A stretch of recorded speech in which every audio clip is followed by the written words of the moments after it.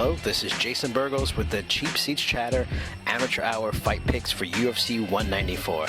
Just like our previous edition, we're going to just cover the top 3 fights for this card instead of all the fights, keeping it short, sweet, and an easy listen for anybody out there listening. Now, this card is really exciting to talk about because every UFC card is interesting. It's a top organization in the world, but this card is a premier card with some amazing fights, mainly based off of the fact that there's 2 title fights with all the combatants probably being arguably the best fighters in those respective divisions in the world. And then also a really good, super solid third fight just below those 2. Now we're going to start off with that third fight, which is between Jacare Souza and Rockhold Romero. Now this is a really good fight, and it's probably going to set up the #1 contender for the 185-pound title. This is interesting because they're both different fighters, but they're really evenly matched in a lot of ways. When it comes to the stand-up, they're both really good stand-up. Rockhold is more of a power puncher. He's the slugger. You know, Jacare is a very good athlete. He's fast. He's got a good diverse mix of kicks and strikes. You know, the interesting thing is what wins out there between the power and the technique, because neither guy are really overly technically sound, but they know what they're doing. They're both very dangerous, and they have to be respected. On the ground, you know, it has to go to Jacare. He's arguably the best jiu-jitsu practitioner on the planet. But Rockhold comes from an Olympic grappling background, so it's interesting if Jacare can even get him to the floor when that happens. Now, in most cases, Rockhold Romero, even though he's an older guy, is the best athlete in that match, whoever he's fighting. With Jacare is an amazing athlete, so it's so evenly matched wherever it goes. Now, for my gut instinct, I'm going to have to go with Jacare just because he's the more well-rounded fighter. Not taking anything away from Rockhold, because he is well-rounded, but I think his lack of experience in the sport, you know, is the only detriment to him. He hasn't had enough fights, and even when you go through his list of opponents, Machida was a great fight, but he hasn't had a lot of, you know, big-time opposition in his career. And the same could be said for Jacare Souza as well. But my gut is going to say Jacare is going to win this fight. I think it's probably going to go a decision. It's probably going to go all 3 rounds and probably maybe win 2 out of 3 rounds. But it'll probably be very competitive, very interesting to see 2 high-level athletes go in there and go at it, and very skilled athletes at that. The second fight is super exciting. It's Chris Weidman defending his 185-pound title against Luke Rockhold. Now, you know, it's, again, a battle of really evenly matched guys. Now, they're different styles, but they're evenly matched wherever it goes to.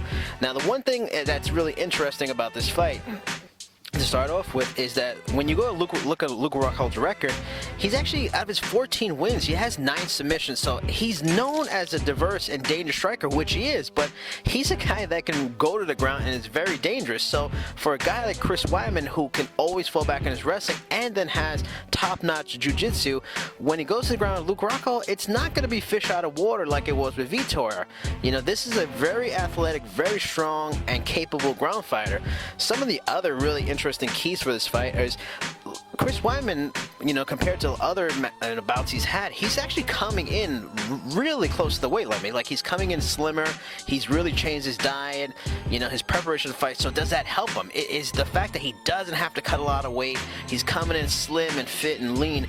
Is he a faster fighter? Which is interesting because when you go into this fight, you're thinking Luke's advantage is his speed. He should be, along with his diversity in his strikes, he should be fast. But if Rockhold's not the faster fighter, and that is a lot more even out, I mean, it would think it gives an edge to Weidman because that was the only detriment he had.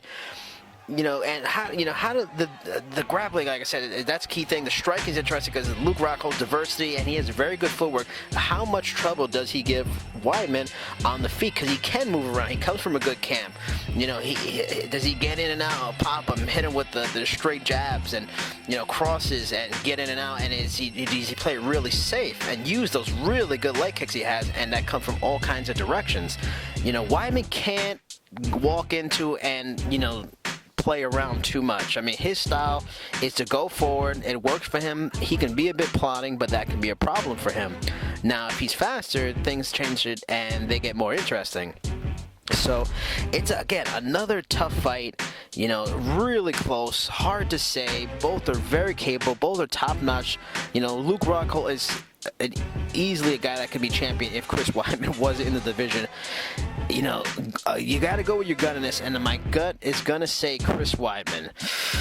And I'm going to say it's also the decision. It's probably going to be really close. I wouldn't be surprised to see those last few rounds, championship rounds, be the decider. I wouldn't be surprised to see Rockhold maybe get the first 2 rounds.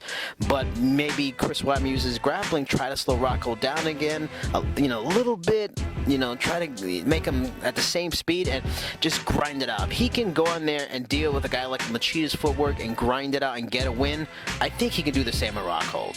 And I think he's going to get the decision and retain his title. Now, the final fight, which is honestly one of the most highly anticipated fights you're ever going to see in the UFC, right up there with Silva and Chael 2, Randy Couture and Brock Lesnar to a lesser extent, or even, John Jones Cormier, which is highly anticipated. This is a big fight, and it's so fun because I have no idea who's going to win this fight. I really do not know. This is just picking whatever feels right at the moment, and I've gone back and forth so much on this fight. There's so many interesting variables. You have Conor who uses his length so well. He's a southpaw, which Aldo doesn't really fight southpaws a lot. It's a more advantageous style for maybe Aldo's kicks.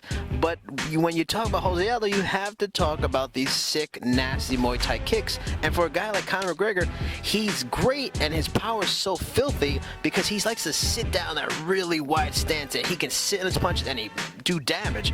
You really don't want to sit on your legs and your feet and take leg kicks. That could be so dangerous for him and so damaging. Another key